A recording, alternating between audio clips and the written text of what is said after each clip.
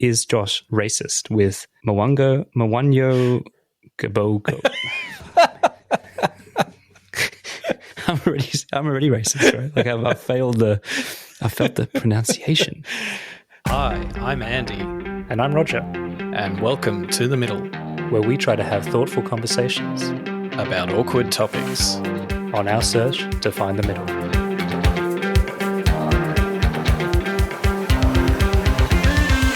That's fatphobic. I don't feel war. I just own halfway to Siwa. A few moments ago, Buckingham Palace announced the death of Her Majesty Queen Elizabeth II. I act as if God exists. Put your masks on. How dare you? You have stolen my dreams and my childhood with your empty words. G'day, Roger. How you going? Good. Well, actually, I'll tell you the truth. I've had this really bad pain in my toe. And it sounds so trivial, right? Like, oh, I hurt my toe. But it's been really debilitating. I remember when I was young, I went to a podiatrist and they had this poster in their waiting room that was like, you know, your feet are the most important thing on your journey. Are you sure they're up for it? And I was like, oh, that's so cheesy. But it's so true. Like, if your feet don't really make it and they play up on you, you can't walk around. And that's what old is being about, just walking around. And so it's been a bit worrying, and I'm just hoping it just fixes itself, but it doesn't seem to be. And it's a bit haunting, right? At this age, feeling yourself getting older. Because I remember back in my younger days, I used to have this thing where I drunk ran home. Have you ever done that before? I've definitely walked home drunk before, but I'm not sure about the drunk ran home. Okay, so walking's also applicable for this kind of feeling, though, right? You can walk forever when you're drunk, don't you think? Okay, I'm going to take your drunk ran home story to the next level. I remember, I think this was when after school, when you're kind of 18 and you're having house parties and all that sort of stuff. I remember one time walking home very drunk from one of these house parties, finding some random bike that probably had tires that were flat or something. Anyway, it was kind of operational, but barely operational. And I remember, and it was pitch black at night. Oh, this is a good idea. I'll just hop on this bike and ride it home. So I drunk rode. And apparently, ironically, is that if you get caught riding a bicycle while you're drunk, that's literally the same offense as drunk driving. So no way. Yeah. It can't be the same. I knew it was an offense, but surely it can't be the same. No, I think you would lose you would be treated your bike license. Yeah. Well, that's the thing, right? If you don't have a bike license, it's you get penalized for having it. Anyway, but as far as I'm aware, I bet you had superhuman endurance riding that bike, like Lance Armstrong style. Well, I probably had enough many drugs in the system at the time, but Ooh, not those kind of drugs, just alcohol, I meant. Where I was going with that drunk running story is that I used to routinely get off the train, take the train home, right? And I was living quite far out, so it was a half an hour, 40-minute train ride. When I got back to my station, there was not a car on the road, right? It was suburbia, and it was pitch black. It's so eerie when there's nothing. You're coming from the city where there's people everywhere and there's just no cars. So what I would used to do when I was drunk is I would go onto the road and I'd run down the median strip like it was a swimming lane. And I would just run. I was often in my suit and in my leather shoes. And I would just run. And I got to tell you, the freedom, I felt like a fucking, like a horse running through the plains, like one of those wild horses. Just free as free can be, no cars on the horizon, running down in leather shoes in a full suit, like Tom Cruise being chased from his gay thoughts. And just down the road on the median strip. It was so awesome. And it was quiet and eerie and dark, and often there was fog around. And it was so good because you didn't feel the pain and you could keep on running when you're drunk until you get home really fast as well. But did you trigger the speed camera on New Line Road? I felt like I was going fast, but I'm sure I wasn't. But I often think about that.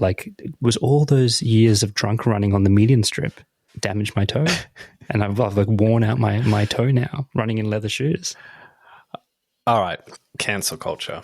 Where do we start? Oof. we've been getting close to breaking a few community guidelines, now and then. We often tried to. I remember when we first started the show, we tried to run an ad for our Christmas episode, and I got all these breach of warnings and said that, there's nudity in this clip, like there's profanity. There wasn't anything. So I think it was like the AI just tripping over itself. But since then, I think that when you look at our episode list and what we have spoken about together, it's been very controversial, like in topic-wise, not what we've said. But yeah, I think that when we started the show, we were a bit worried about personal impacts of being cancelled, right? Yeah, and also importantly, not the show itself being cancelled, but like, what are the consequences in 2023 of openly speaking about these topics? And if you get it wrong, there's zero upside to getting it right, but there can be very significant downside to getting it wrong, right? And I think that's the problem with cancel culture, is this disproportionate balance of risk, right? Yeah, that's right. The big thing for me when it comes to cancel culture is like not knowing who the agents are in some ways, right? Like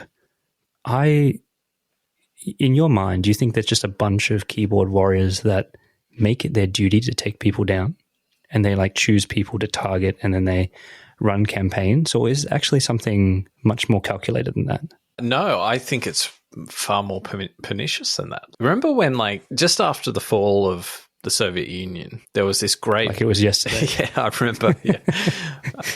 There was this great pride of like Western values and like Western liberal democratic values and freedom of speech and all this sort of stuff, right? And it was this, rightfully this thing that was upheld as this is core, this is partly what makes us so great. Like this is core to a thriving democracy, for example.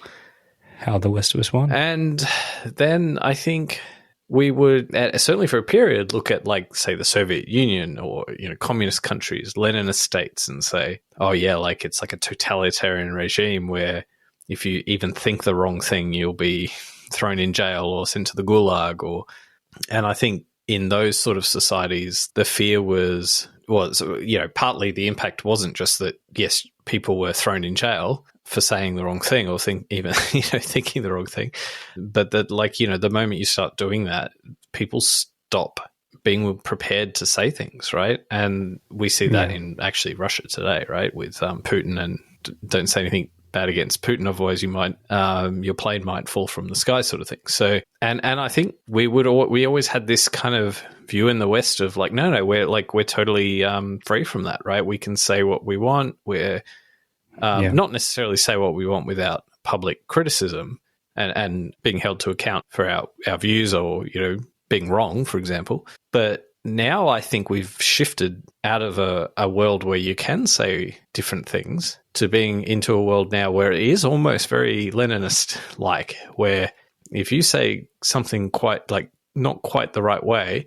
the institutions and they're even commercial, like if you're an employee, for example, and you work in an environment where if you say something a little bit off or where your words can be slightly twisted, where you won't be supported by your organization because your organization doesn't want the heat either. And I guess this is the whole concept of being cancelled, right? Someone losing their job or losing their position. But that's kind of one element of the problem. The more pernicious element of the problem is that people aren't prepared to engage in discussions and ideas in the way that they would otherwise because they're too afraid that they'll say something like slightly wrong, that someone will take the wrong way or take offense that wasn't meant or whatever, and they'll lose their job. So people don't even bother. It's all too hard. So I guess circling back to our podcast, right, when we were sort of contemplating this, like that was something we were thinking about. Like, what's the upside of a great podcast? All right, well, we might not much, actually, to be frank, but there's a lot of downside to getting it wrong. Yeah, like you said, there's all risk. And what's interesting to me is why this has happened, right?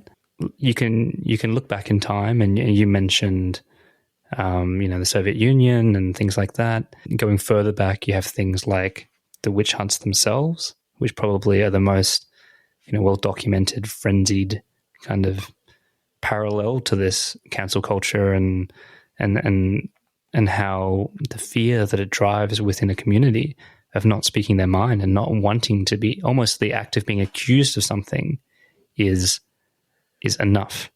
And I think that's the part for me that I think is really, really tough with all this, right? Like, we're moving into a very short attention span kind of consciousness right now. And the accusation and the headline is more important than the content and the character. And I think that is really hard, right? Because an accuser just needs to be offended. And that doesn't always have to be based on any kind of fact. It's very much perception. And once you have that accusation drawn against you, it bloody well sticks. And I think that's the hard thing, right? Like, we're having this podcast here, we get a headline, someone gets offended and feels like it's their responsibility to let people know or let our employees know, whatever it is, that, you know, Roger and Andy are homophobes or bigots or whatever it is. That's enough. The fact that someone has accused us of it, almost in itself, charges are laid, right? When did we move to this kind of idea, like move away from this idea that, you know, we're innocent until proven guilty, right? Like, I think this degradation of the attention span for people, right, and the headline hunting has caused it. I mean, there's a certain sensitivity that I think, let's take the employer example, right? So, you know, employers react in these quite bizarre ways, not because they give two flying fucks about what someone said about, like, that might be perceived as homophobic or racist or whatever, right? I mean, like, at the end of the day, like, strictly speaking, a corporation serves its shareholders, right? It doesn't have its own sort of values, right, that it benchmarks its staff against. But unfortunately, shareholders' interests can coalesce with some of these other interests because people today, like, they respond to this stuff, right? It's like the worst thing you can do is be perceived to be dragging the chain on socially progressive causes, right? So if you don't have the right view on whatever the topic is that we could be talking about, then that does affect, you know, your standing as a brand, right? And we see this, like, in corporate entities now. Like, I mean, we had a conversation last week about The Voice, right? It's kind of like interesting to see, like, the corporate brands that, like, have jumped on the yes side, right? Like, but the reason they do it isn't, not to be cynical, but, you know, like, really, there's nothing, like, if a bank, you know, comes out and says it supports The Voice, right? There's nothing intrinsic about a bank that has any skin in that debate, right? In the game, in that debate. Yet when it comes out in support, it's ultimately, well, yeah, if we're seen as socially responsible, we might win customers, right? So I see this through that lens, right? This is if you don't do that, you look bad, right? Well, let's kind of dive into this. I think at the heart of this, and there's a lot of question marks for me, but at the heart of this, the corporations jumping on social issues, I feel like has been ramped up to almost a frenzied kind of pace at the moment, right? They're commenting on all sorts of social issues, and it's like a new one every week, right, that they're sponsoring and doing. And like you said, I totally agree that corporations are faceless. They, like, do not have any inherent values, right?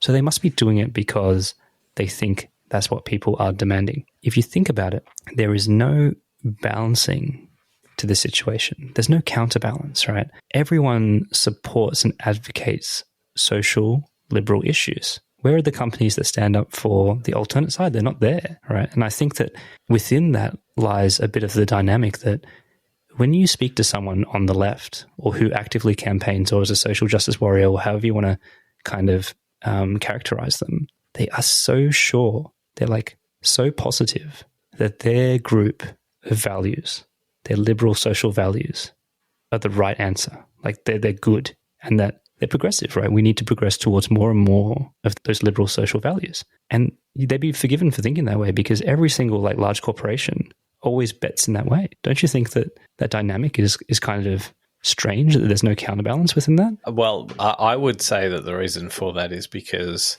when companies like jump on board various causes, right? I mean, okay, like I mentioned shareholder value or whatever, but like it's not, I mean, there's multiple ways to deliver shareholder value, right? One is get more customers or whatever. And in some ways, some of those messages I mean, 50% of the population is going to be conservative, right? If the middle, by definition, is the middle, and then you've got left of the middle and then right of the middle, then by definition, half the population is going to land on the right, right? That's just, that's a tautology, right? So I don't think it's about customers, right? But it's about staff. And when you look at like inner city, these corporations are headquartered in major capital cities. They have university educated workforce, and they need to attract talent. And that's how they become successful. So they play up this message to their staff that, oh, we're into all these things that you're into, right? And then they downplay it to their customers. It's not like when you see Kmart advertising, you know, like $29.99 for the desk, that they'll also say, oh, by the way, we support the voice, right? It'll be that's what they laser engrave on the bottom of it. What will happen is they'll say $29.99 and all this other cheap shit. Come now, right? But then separately, there'll be the shareholder kind of comms, right? Or the staff comms that's like, did you know that West Farmers, you know, which owns Kmart, supports the voice or whatever? I have no idea what West Farmers' view is in regards to the voice. But so there's this corporate message, and that's, I think that's targeted to like, and maybe it's targeted to shareholders too, to invest and make them feel good about, you know, oh yes, I'm a ethical investor, so I won't feel bad about investing my money. But that's different to the customers. So I think that's why that happens, right? Yeah.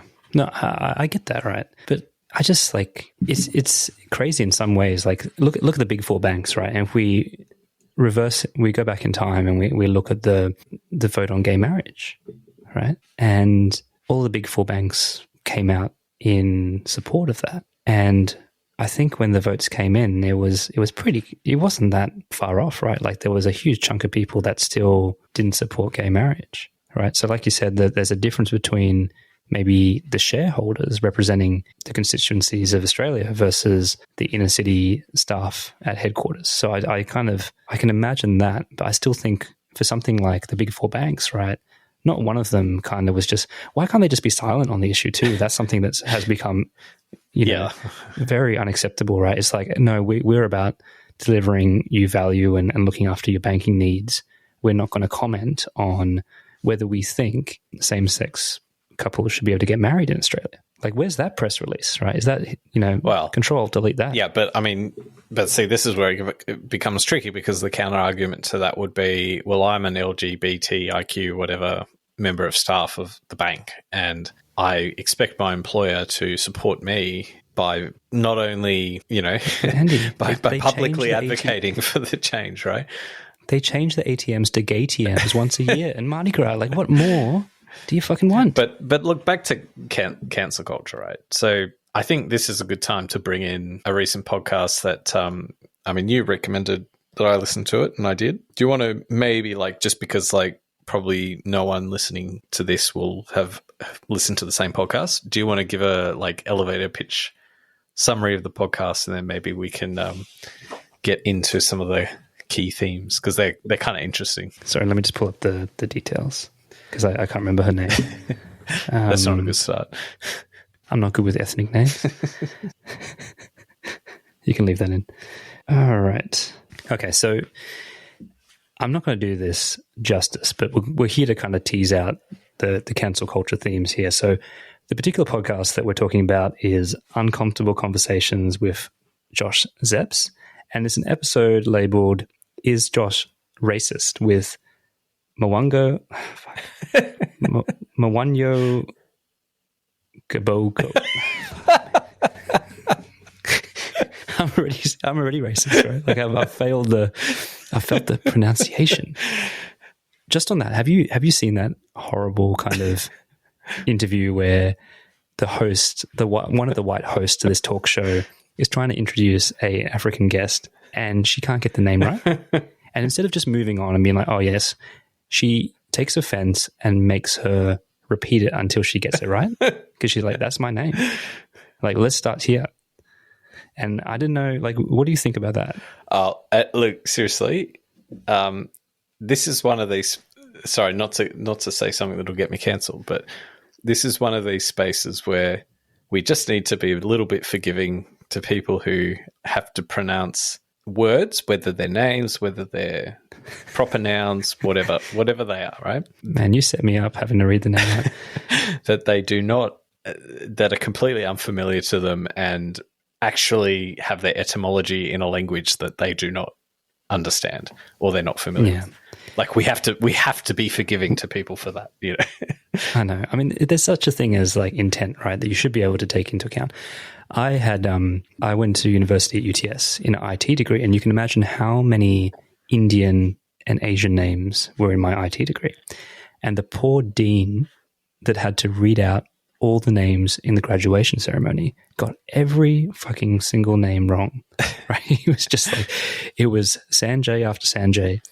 And he had no hope. He was like this old white guy. He butchered every single one of them. But hey, each of those students got up and took the degree. They didn't cause any fuss. So in a former life, one of my jobs was to prepare people who would go overseas on official trips, and in doing that would have to prepare like briefing materials, right? And I dealt with a lot of the ones my area was the ones going to China, right? So when we do the meeting brief for, someone, meeting with the finance minister, the Chinese finance minister or something, right? Then the very worst thing to do would be to give the name in it's called pinyin, which is like, I'm not sure if you'd quite say it's like English version of their name. It's not quite that. It's actually, their Chinese name written using sort of, A, B, C, D, E, F, the alphabet, but then like the nuances of that system aren't quite that. If you just read it as we would read it, that you'll get it right. So we'd have to they'd have like the pinyin version of their name, but then but actually if you were to say it the way your white brain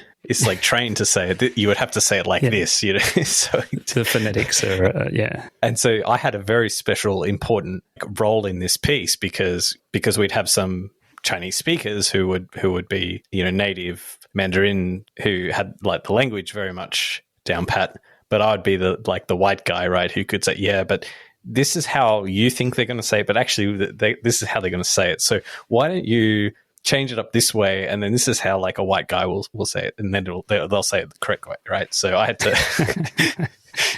You were the whisperer, the opinion whisperer. I was the white guy whisperer, right? Well, look, let's get back to it. So, in this particular episode, Monyo, that's definitely how you pronounce that first name. I will leave the last name for my own dignity and not to offend her. You just Google and that. Listening to it on the podcast, she's about to fucking cancel us now. She is a journalist, actually, that works for the ABC, so the same employer as Josh Zepps. And they had a bit of a long-running back and forth on social media and Twitter, where she has accused Josh of being a racist bigot. So pretty severe kind of tweets back and forth. And she's done that in response to a few tweets and things that Josh Zepps did on a holiday he went to West Africa. And he was commenting a bit of a commentary on how the West is really hung up on the culture wars and racial identities and things like that. But when he's in Africa, a lot of the people he met didn't really have that same point of view, right? And so there was commentary around that was inappropriate, and the way that he was characterizing that people of color in the West are hung up on things, these racial issues and racializing everything. And there was also specifically an encounter about using the N-word. And there was this idea of people being cancelled for saying the N-word, or even referring to this idea that you can use the N-word as a mention of it rather than actually using it as a slur. So when you're referring to it, and it might be that you're referring to how someone has used it as a crime or that you shouldn't use it, but that also resulting in being cancelled. And it raised this kind of issue of how do we tolerate each other, and how do we actually, with something that's so emotionally charged as racial slurs or other things like that, can we still find a space to listen to some kind of an argument and disagree rather than just wanting to cancel them completely? And it was a really interesting conversation, and it reminded me of a few little elements when we spoke on race. And yeah, it was a really interesting kind of conversation of two people trying to get their point across, coming from very, very different ends of the spectrum. I don't know. What did you think? I mean, just to add a couple of little extra things. So using the N-word, right? I think this wasn't an argument about in 2023 should you still use the N-word in any setting, right? I think there was, it was conceded that maybe, like, let's say in the last 10 years, there's been a change in the culture that even when using it in the meta sense, like to refer to the word rather than to use the word, even that was something that you should avoid, right? And that's changed, right? And that maybe 10 years ago or whether it's 10 years or longer, I don't know. But anyway, so the argument or the live active debate wasn't about, no, I should still be able to use the N-word, right?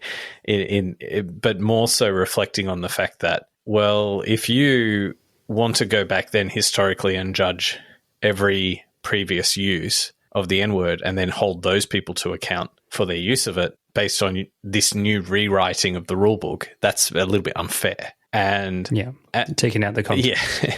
And also, I think just trying to add a little bit of nuance into the space too, like to kind of just, it can look, even if it's no longer the polite thing to do, can you at least concede that someone using the N-word out of malice is actually fundamentally different to someone using it in a meta sense of reference to the word, right? Like there's a difference, right? Yeah. And like to illustrate that between you and I, right? It'd be to the listeners listening to this, would there be any difference if I direct something at Andy and I say, Andy, you're a white fucking honky? Or I would say, you shouldn't call someone a white honky. Like that is obviously demonstrating that, right? Like one is mentioning the word honky but not using it as a slur, and the first is, I don't know, is honky still a slur? I don't know. It's dropped out of fashion. I think I messaged you this after I finished listening to it. It felt like the host Josh Sepps was trying to play tennis, right? To have let's have a battle of ideas, right? I'll hit the ball over the net and tell you what I think, and then I want you to like hit it back to me. Like let's play this game and try and work out like maybe I'll learn something from you, maybe you'll learn something from me, right? I think that was the game. That was sort of what he was hoping to get out of it, right? But what it kind of descended into is that like he hit the ball over the net, she caught the tennis ball and threw it like over the fence. There was doused it in gasoline first. I think. There was no engagement in any of the reasonable parts of what he was saying. There was no, and often like you'll hear like, well, I must admit, like I've heard some people who will go on a podcast as a guest and they'll have some views that I think are like completely ridiculous, right? But that said, I give them credit, like they'll still kind of engage, right? They'll still be like, okay, yes, look, I completely disagree. Here's the reasons you're wrong, A, B, C, D, E. Now, whether you agree with that is neither here nor there. But she just seemed to have this really dogmatic view and would not engage in any of the subtleties of this conversation, which was that essentially like he was trying to say, well, look, because she like, maybe to put some context to it, like she kind of went from zero to 100 with this guy, right? So the host, where in these tweets went straight to kind of alleging that he was basically racist, or at least that would have, her claims about him could be inferred that way, made him look like, I mean, I think actually he, in his introduction said like, this is like actually defamatory, like the things that were being said about me, and which were not true to actually him, his character, what he actually said, and that any attempt to make any genuine effort to actually understand what he was saying, could you possibly come to that conclusion? And I think she went from 0 to 100, like at just the mere notion that even someone might have a different view to her, that it's like it, just this kind of like black and whiteness that, sorry, that's a bad analogy, but this kind of binary nature of these things, like things aren't just like on or off. There's always some kind of nuance to things. And I think this is what's also like connecting it to cancel culture. This is the problem, right? It's like, if you even say in a sentence that the N-word is bad, it's horrible if people would still use this in 2023 or whatever, that actually you're the problem because you've used it in that sentence saying that, which like, now, even if it's not the appropriate thing to do, at least can we at least accept that the intent is different or the intent is not malicious? Yeah. it's just too raw and too fiery, right? Like I think to have a sensible conversation, which is kind of the point of what Zeps was saying too, this idea of like trying to find some middle ground and have a debate of ideas. You know what really struck me for that though? So coming back to cancel culture, these two, I suppose, personalities work for the same employer. They're having a very public row on social media, open to everyone on Twitter or X or whatever it's called now. And what I would see as like a reasonable response by an employer would be to actually kind of de-escalate the situation, right, and intervene in some way. But from my understanding, all that really happened was like a warning to Zeps to say, kind of pull your head in a bit, right? And this is what I mean about all it takes is an accusation. Like whether there's any real basis for that or it could be someone's opinion, it doesn't matter. It just kind of sticks. And isn't that crazy that like you feel that you can target someone that works for the same employer as you, call them a bigot or a racist or whatever online and expect no consequences? Well, the first thing that popped into my head is that it gets weaponized. But I think actually like what's telling about this case is that it's not being weaponized, right? It's not the intent of this person is not to weaponize it against Josh Zeps. Like, in fact, they were like quite friendly on the podcast. Like, I mean, by all means, there were parts where they were sort of having a kind of a rigorous conversation, but then they would go back to like, chit-chatting about, oh, you should come on my show, So I think it just points to like how kind of superficial some of this stuff is, right? And how hypersensitive people are trained to become, like not to actually question and really understand. It's like, and I think, like with social media is like part of the story too, right? Because Twitter is like notoriously horrible platform to have any kind of exchange about anything serious because it's so devoid of nuance. It's so like not only can you not sort of write however many words on the platform because it's limited, but even if you write, I don't know, have like a what do they call it? I don't really use Twitter, but like, was it like a thread, like a Twitter thread or whatever? Then you can have like your one post where you've totally out of context. You've said like the one thing that's, and that's the thing that's going to go viral or whatever, or it might just one share of your tweet, and then suddenly you've got all this attention that you'd never really meant to sort of court. I just like want to come back though to this idea though that one of the things that gets said is, privileged people who have these like media gigs and like, oh, they can't just say anything they want. Oh, boo-hoo, like go and have a cry or whatever. Like you're still incredibly powerful and all this sort of stuff, right? Yeah. I get that. But this isn't just like high-profile sort of media people. This is like permeating every part of society, right? Like I feel like I genuinely feel like even in social settings, there's things that I can't say. There's topics I can't like. Yeah. Like I don't even want to go there. Like I hate that. Like I really hate that. Like I want to live in a society where I can say, look, this is what I think about something. It actually, like, if you have a different view, like, yeah, like I want to hear about it. In fact, you telling me your different view is probably actually a good thing because then I can understand a different point of view than, that maybe I've not even heard, right? So, I don't know. I think it's a really bad cultural trait that we've brought on board, and then it just has a chilling effect on our ability to communicate. What's the counter correction?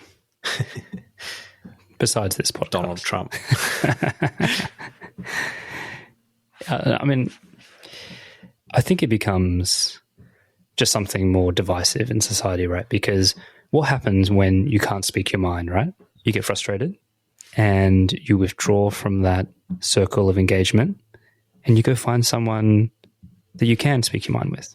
And then you just find everyone just kind of spins further and further apart in the, in the fulcrum, and we divide into tribes even more. And I think that's kind of what happens, right? Because you don't want to be on eggshells all the time, so you find someone that you can share your views and you can speak freely around, right? And you just back further and further away from the common center of everything, right? But in all seriousness, like honestly, Donald Trump, is the antidote to this. Like his whole, the reason he can get away with, I mean, we've talked about cancel culture, right? So actually only people on the left can be cancelled because, or that are part of left kind of institutions, because they're the ones held to these standards, right? But then when you look at, like I said, Donald Trump, but I mean, what was his quote that he could basically, I don't know, I can't remember, I'll butcher the quote, but it was something to the effect of I could take a machine gun to Times Square and I still wouldn't go to jail, right? Something like that, something indicating that he could do something incredibly horrible, but he would still, there were people who would think he did God's work, right? Whatever he did, right? Yeah. And but I think with someone like Donald Trump, I think he's emerged because, quite frankly, there are people in let's say the middle towards the left who are just completely obsessed with this crazy bullshit, and it's created a space for someone like Donald Trump to say, "Hey, look, I'm totally against that stuff." Now, whether he says whether that's his platform overtly, or whether it's just he's seen as the embodiment of hey, fuck you, I'm the antithesis of this whole thing. And I say Donald Trump, but Donald Trump has his kind of, regional versions everywhere. And, or at least, Donald Trump himself isn't he's the byproduct of this, right? He's not the cause of it. So yeah, I don't know. I just think I just wish people were more sensible. That's all. Because they can't see it. And they don't. I don't think they realize just how alienating they are and how counterproductive to their own interests and their own objectives they are. They don't. I think they fundamentally don't understand people. Well, people different from that. Going back to the whole empathy thing, right? I want to bring in another case right now, and I'm not sure whether you're familiar with it. It's the case of Aziz Ansari and the kind of fateful article from a lady named Grace, obviously not her real name, who went on had a date or romantic encounter with Aziz and then wrote an article about it, right? So I believe this back in 2018. Aziz Ansari, for listeners who don't know, is I believe an Indian-American comic. He has a show on Netflix, Master of None. He's a stand-up comic. He's in Parks and Recreation, done a bunch of movies, quite a famous comic. So in this publication, like I said, this lady who went on a date or a hookup with Aziz Ansari called Grace described how they went out and went back to his apartment. And I suppose the allegations drawn up against him was that she felt, even though they had sexual activity and stuff like that, she felt pressured by Ansari to engage in the acts. And throughout the encounter, she expressed nonverbal clues that she felt Ansari ignored or didn't fully acknowledge. And I guess her main kind of contention was that Ansari might have seen the activities as consensual, but that she was pressured into it without her explicit consent, I suppose. So it was one of those situations where Aziz Ansari probably had not really done anything wrong by the letter of the law. There was consent. She never kind of stopped the activities. They had a bunch of sexual activities that happened between them. And the result of this article that went on to be read by 3 million people was that there was a huge kind of pressure on Aziz around the Me Too movement and other things like that. And he was kind of being very close to cancelled, and a lot of people pulled out from supporting him, and he lost sponsorships and a few things like that. And it's an interesting case for me, where the line is between what's the baseline for defamation if there's no legal precedent or things, or what is the expectation around consent moving forward, right? And when anyone can just write an article on what was dubbed, maybe a bad date or something, right? And then it has the power to essentially cancel someone and ruin their career. Do you have any thoughts on this more kind of grey area of cancel culture? Yeah, I mean, this dude, I'm sort of broadly aware of this one. I don't have vivid recollection of the reporting at the time, but like, I guess my recollection of this is that there was maybe an initial head of steam behind this stuff, right? But then very quickly the anti kind of, or the hang on, let's be a bit more measured about this, came in quite strongly in support of him. And so he, I think, was quite like, so I think his legacy, if you like, I don't know much about him as a, like an artist or an actor or whatever, but like, at least in terms of his public standing, I think is fairly intact in the sense that he probably had more people, there were probably more people who came out in support of him that even had more vigorous support for him as a consequence of the sort of these sorts of allegations than any kind of number of people that he would have lost, right? So, but I guess the difference is that this isn't just about like how many people, you know, will sign some petition on a website, you know, that's like cheap and easy to do. The question is like, how do corporate interests respond, right? And it comes back to like when we're talking about there's no upside, you know, it's all downside. So everyone's managing. Any press is good press. Well, everyone's managing the downside risk, right? So if you're Netflix and you're thinking, we think this guy's totally fine. Like, we think he's a great comedian. We think he's good. He's like producing we're getting good results from his shows or whatever. But like, we just don't need the headache of this, right? So we just won't, like, we think he's like totally hasn't done anything wrong, but at the end of the day, it comes down to like commercial imperatives, and and if you're managing like if you're taking a risk-based approach to your organization, and don't forget the counterfactual for this guy isn't like we can spend like $10 million renewing his series, that it's like or nothing. It's we can spend $10 million renewing his series, or we can spend $10 million renewing the series of another sort of almost equally as good comedian, right? So it does tend to have those kind of impacts, and it's that kind of actually spinelessness, you know, that a lot of these organizations have, that they don't stick up for their talent, and they just drop at the drop of a hat. They like cut them loose. Yeah. But I do think, doesn't it raise, like you talked about consequences to Aziz, right? And yes, he wasn't professionally cancelled in a Kevin Spacey kind of way where everyone just like dropped all of his shows and things. But he did, you know, he's now has this black mark against him forever. Reputation, he is part of like a social moment he's tied to, right? That overshadows his work, his character, all sorts of things. It's, you know, a form of potential defamation. And I guess, where does that line cross? Because I guess what I've been seeing, this idea of like everyone living their own personal truth, you know what I mean? Like writing this article from this lady Grace, like that's her truth, right? That's her perception. That's how she feels. But we can't descend into that. We have to look at like the facts of how these things are managed. And I think that there needs to be a baseline for this kind of stuff, because there are lives at stake, right? And I do think that in this particular case, like you said, it was far from airtight. It did garner support on both sides, but it was enough to tie Aziz to this moment right now, you know, and like, is that a reasonable amount of power for someone to wield by writing an article about an uncomfortable date that is insinuating or inferring some kind of sexual misconduct?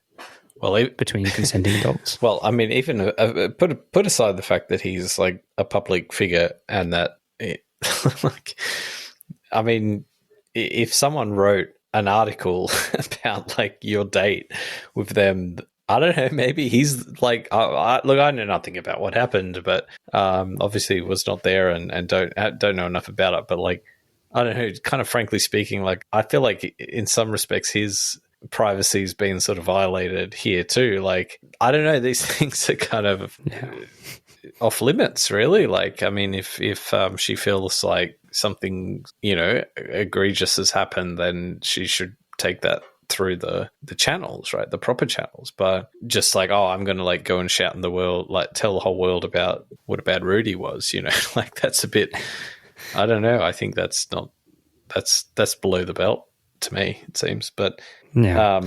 maybe cancelled him in another domain, not the main one. So. And he's off the apps now. Now, we've been a bit kind of searching for the middle on some of these cases, but let me just break down, you don't have to look far. I mentioned the Me Too movement.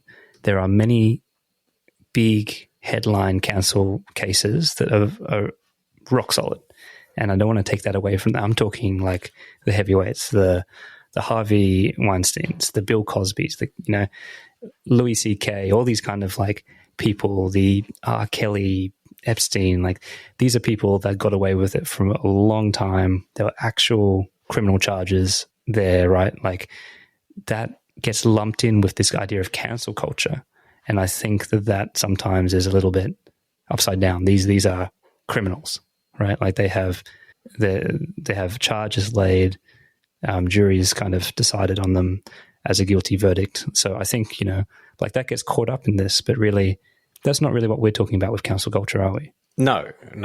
I think it's just, it's the untested evidence on like the opinion of A versus, B. Yeah. The grey area, right? The oversensitivity. You know what's actually quite I kind of thought about for this chat was what celebrity just doesn't get cancelled, right?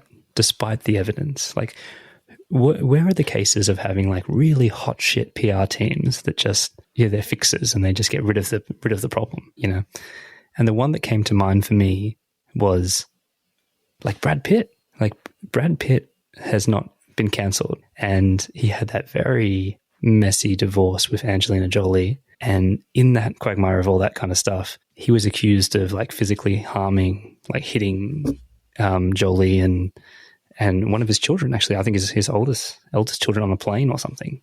Back in I think it was like 2016 or something. And he's had no real backlash from that, right? And that led to an investigation and all this kind of stuff. Like, are there any people who are not cancelable? Like, the Amber Heard Johnny Depp thing, right? And I'm not sure if he's like what his film career outlook is like now, but like there's no two ways about it. Like he totally won the PR kind of battle, right? Yeah. And look, my own, I really don't like forming views about like these people because you can't know what actually was happening. Like, but at the same time, I think they were both like pretty bad, right?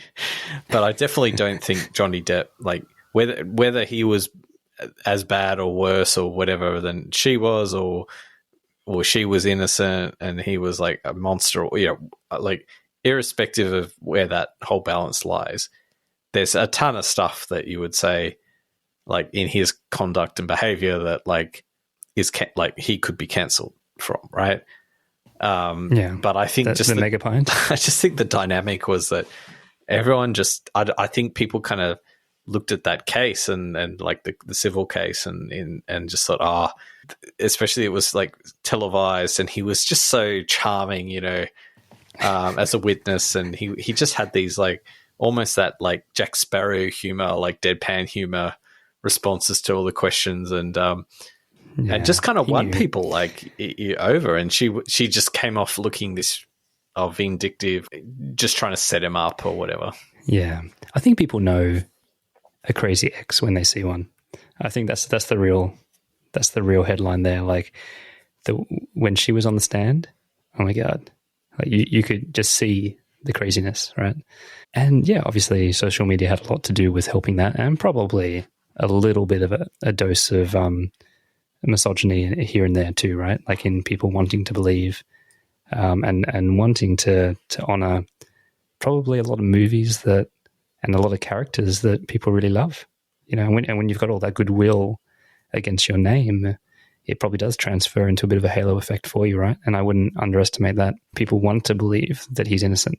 The other one that I'm surprised hasn't been cancelled, and it's probably more a reaction to just how successful he is on an ongoing basis, given all the smack that's out there on him. Yeah. Who do you think I'm talking about? Shane Warne? Warnie? No. Rest in peace. Tom Cruise. Well, I was going to talk about Tom Cruise, right? Because when we were talking before, those are the two names that came up. But what has he actually done, though? I mean, he's like, he's got the Scientology thing and the whole heinous Oprah jumping on the couch thing. Like, what does he really have besides maybe being overbearing on Katie Holmes? Like, what does he actually? Well, have? nothing Like, illegal allegations. or nothing. I'm not sure if there's any allegations of abuse of any kind, but just that, like, we don't want to mess with someone who's a bit crazy, right? You know, like. Just that whole, just don't go near this guy. Like, he's a risk, right? Because, like, I mean, you got to say, like, emotional trauma is as real as, in some cases, as real as physical trauma, right? For some people. And, like, he must be sort of, like, fair. Like, when you look at, like, how he has sort of, I mean, look at, like, basically the fact that Nicole Kidman has no relationship with her children that they adopted jointly, right? Because he has emotionally kind of, like, you could say that's emotional abuse, right?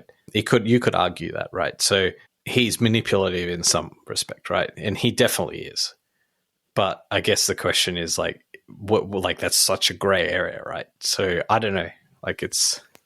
Yeah, I think, like, Tom Cruise, and especially the second half of his career, like, the first half is enough to make him, Hall of Famer 10 times over, but the second half of his career has just made him into the top of the top. Like, he is Hollywood royalty. He's probably the closest thing to Michael Jackson in the acting world. He just keeps on dropping bangers. Like, he's getting so on in age and he just keeps pumping them out. And I think that even more so in the latter part of his career, he's really reached the status of everyone. He's got, like, this universal approval rating now. You know, he does his own stunts. I don't He's know a really that he humble does, guy. though. Like, this is what I don't get, though. Like, this is partly where I'm coming from. I don't think he's universally admired. Like, I think, well, I don't admire him. Well, let's just say when I was in Europe, he was there promoting Mission Impossible in Rome, and you should have seen the fanfare. And I just think, like, online, he has very positive. Like, a lot of actors have come out that have worked with him saying how incredible he is, you know, to work with and how seriously he takes his job. Their contract stipulates that they must say that. Yeah, I know. Well, that's what I mean about good PR, right? Like, that's the Simpsons thing. The Troy McClure, sleeps with the fishes. I can't comment as to whether my view of him is universally shared, but, like, whenever I see him on the screen, like, I can watch a movie with him in it and just kind of let myself, to the alternate reality that is the movie. But when I'm seeing him promote the movie, or, like, it's literally Tom Cruise on the screen, I'm like, oh, this guy, I can't listen to him. Like, I don't have a positive, like, for me, I've got South Park in my head, like, the Scientology stuff, like that's all I'm thinking of, and I can't take the guy seriously as a result. Yeah. All right. So one thing that we've said before really is this disappointing fact. No matter how you think about these incidents or cancel culture or what's driving it, it comes back to us, like the people, that we are the ones driving it, right? Like, it's giving the people what they want, this kind of collective schadenfreude, or, like, enjoyment of other people's misery, this public humiliation, the drama, the circus of it all. And I think you mentioned the Johnny Depp Amber Heard trial case, and I think that was that, right? It was like everyone marveling, like fucking vultures picking at the carcass of this toxic relationship, but being very entertaining, right? Because this is, like, such a downfall of celebrities. They're glamorous and they're rich, but really they're so fucked up.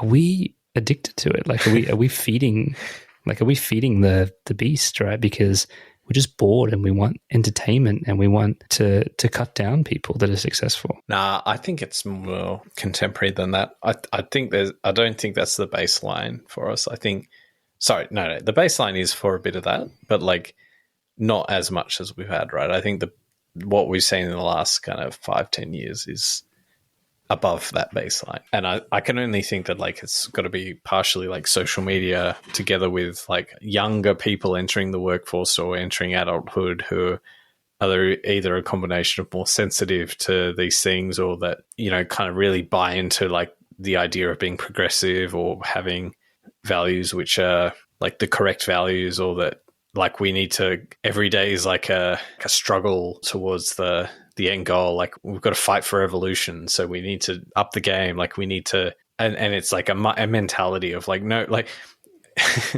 like the podcast episode that we talked about before, like it's just a black and white. It's never okay to say the N-word under any circumstances, and there's no difference between saying it in a harmful way because you're trying to offend someone, or just even just referring to it. They're all bad and terrible, and you should never say it ever. And it's black and white.